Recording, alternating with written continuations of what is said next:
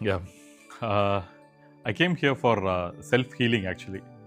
And thanks to Raju, today we have a community, group of friends who can support each other and wants to help each other come out of their issues. And this is such a beautiful feeling. And first thing, I didn't actually believe in.